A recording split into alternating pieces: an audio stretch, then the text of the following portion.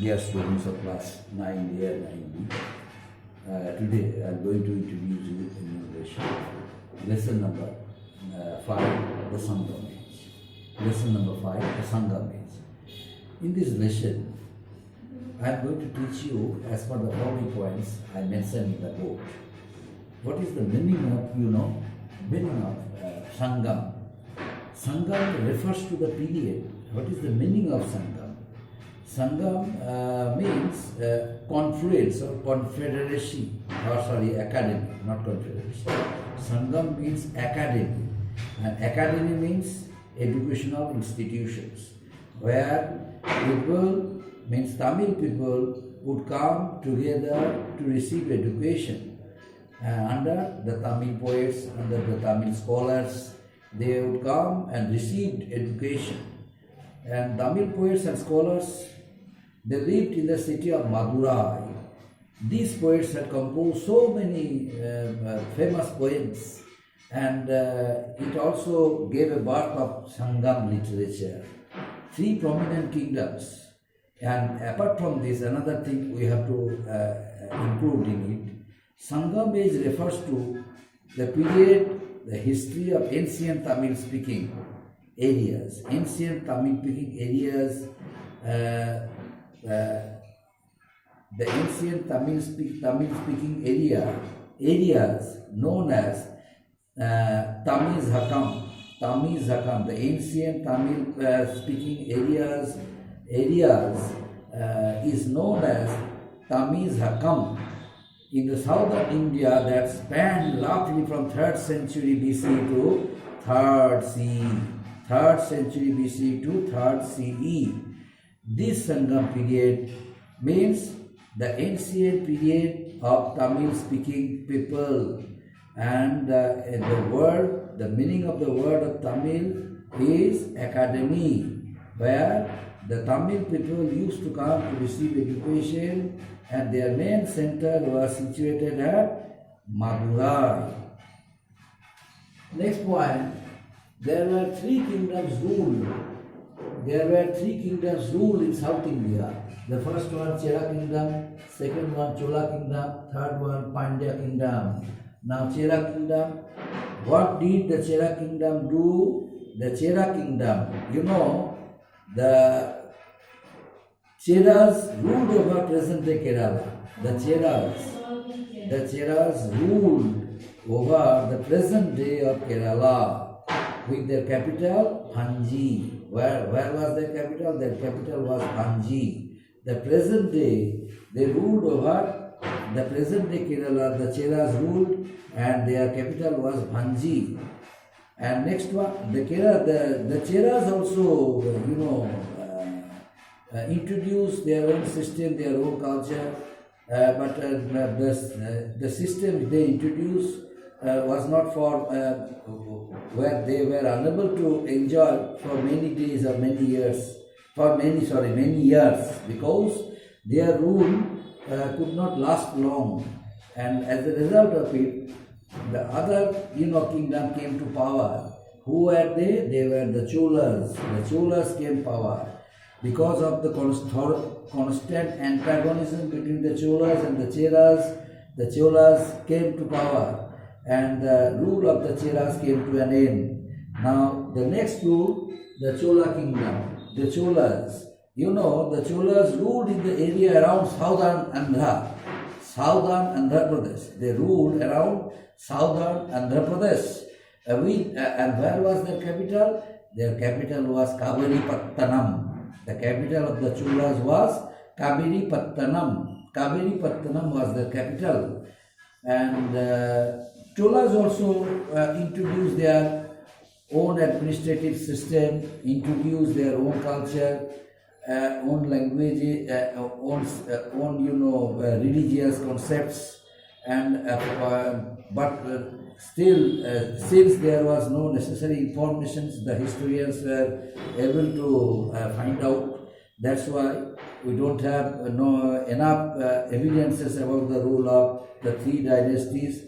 But out of it, the evidences and the necessary information, whatever they were able to collect, the historians have mentioned it, according to which we shall have to teach, we shall have to learn about the three respective kingdoms, the Cheras, the Cholas and the Pandyas. So the Cholas ruled ruled also, they were unable to rule for many years, and only because of antagonism, only because of constant rivalry among themselves between the three kingdoms, the Cheras, the Cholas and the Pandyas. And ultimately the Cholas rule also came to an end, and later on the Pandyas came to power. The Pandyas, they made their capital at Madurai. Over the present day of Tamil Nadu, Madurai had become a great center of the Sangam literature under the royal patronage of the Pandya kings, the scholars, the poets. They established themselves. They were able to show their talents, their skills, their originalities, and also composed so many songs of Tamil language, so many poems of Tamil languages they also wrote. And as a result of it, in the cultural field under the Pandyas, South India occupied a very respectable and covetable position in the country and in India. And these three kingdoms were popularly known as Mabhuda. These three kingdoms, the Chera kingdom, the Chola kingdom and the Pandya kingdoms, they were popularly known as Mohendar. Mohendar meanings, what is the meaning of Mohendar? Mohendar meaning the three kings. That means one belonged to Chera kingdom, another belonged to Chola kingdom, and last one belonged to which kingdom? Pandya kingdom. So Mohendar means Mohendar. This meaning they were the three kingdoms and that their kings were popularly known as Mohendar, means three kings. In addition to Mohendar, there were some local chieftains, local rulers of the neighboring kingdoms. They also joined them, they also assisted them, and they were ruled. They were ruled by the three respective kingdoms, the Cheras, the Cholas and the Pandyas. And relationship among the neighboring kingdoms were very healthy and cordial. That's why there was no contradiction regarding any matter, any issue between their neighboring kingdoms and the three respective kingdoms, the Chera, the Chola and the Pandyas. But only there was a keen competition among the three kingdoms, the Cheras, the Cholas and Pandyas. The Cheras and Cholas failed to rule for many years, and Pandyas just tried to extend the glory and image of the southern kings throughout India by way of encouraging distinguished scholars, distinguished poems, distinguished writers, and proved their acceptability in the field of cultural achievements and cultural activities. As a result of it, they all became famous scholars of Indian history. And as per the legends, there were three Sangam kings, Sangam ages: head Sangam, middle Sangam and last Sangam. When we use the term Sangam age, Sangam age, we usually refer to the last of this, as there is very less evidence to generate information about the remaining two, means the first, the Chola and the Pandyas. But out of it, later on, the historians also nowadays, they collected so many evidences about the Pandyas, and that Pandyas embraced so many distinguished poets and scholars embraced the quote of the Pandyas. They also proved it by way of collecting and showing necessary informations about the Pandyas. But the Tamizakam or the Tamil speaking areas included the territories of the present day states of Tamil Nadu, Kerala, Lakshadweep Island, and parts of Andhra Pradesh, and some of them belong to Karnataka as well as Sri Lanka and Maldives. That means the Tamil speaking areas, the people moved here and there in order to conduct trade and commerce with other places. That means those who speak, those who would talk in Tamil languages, they were businessmen, they were traders, and they established trading relations with different parts of not only India but other parts of India like Sri Lanka, Maldives, by way of using the sea route, means Bay of Bengal. They established trading relationship with Sri Lanka and with Maldives and other islands.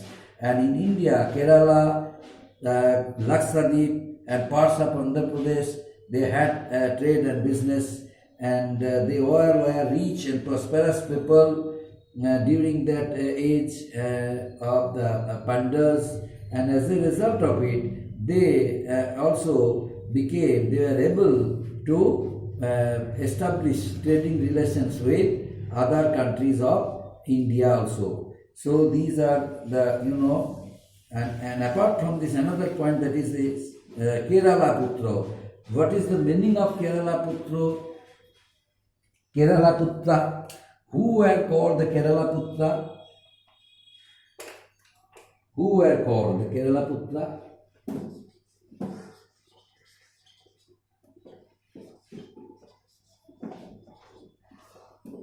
Who were called the Kerala Putra? Only the people, only the kingdom, Chera, the Chera kingdom, who started first their reign in South India. The Chera kingdom, where the Chera kingdom was the first kingdom of the south, and the contemporary sources said that their region, from where they started ruling, they became famous. Only because of their credibility, they were called Kerala Putra, because they extended their ruling areas up to Kerala. That's why they were known as Kerala Putra. And the important rulers, Udayanjalan and Neduyanjaral. There were two important rulers of the Chera dynasty. Who were they? They were Udayanjaral and Neduyanjaral. They both of the two brothers. They jointly started ruling the country and extended their control over Kerala. The Cheras, but ultimately the Cheras initially were defeated by the Pandas in the 4th century. Then Panda king Neduchelian ruler from 300 CE defeated them. In the meantime, Cholas came to power, and later on Cholas also were subordinated by Pallavas, and once again Pandas came to power. But the thing is that out of the kingdoms ruled in South India, the three most important kingdoms were the Chera kingdom, the Chola kingdom, and the Panda kingdom. These three kingdoms ruled in South India and established their rule and introduced their technique, introduced their administration, introduced their own policies for the people. Although they always remain busy in fighting against each other, that's why their reign and the reign they established in South India could not continue. They were able to continue that rule for long, and ultimately their reigns had become short. Their reigns become counted days, become for a short period they were unable to rule, and ultimately the Kaveri Delta and Karaikal, the greatest two rulers, Karaikal, the Cholas, amongst the Cholas, the Kaveri Delta, they first settled in Kaveri Delta, and their ruler Karaikal, who was the greatest ruler, he also he also failed to achieve success because of the constant rivalries among the three kingdoms, the Cheras, the Cholas, and the Pandyas. That's why they could not rule. Their rule could not last long, and they failed to introduce a good system of administration because of their short period of rule. Up to this, my dear students. Thank you.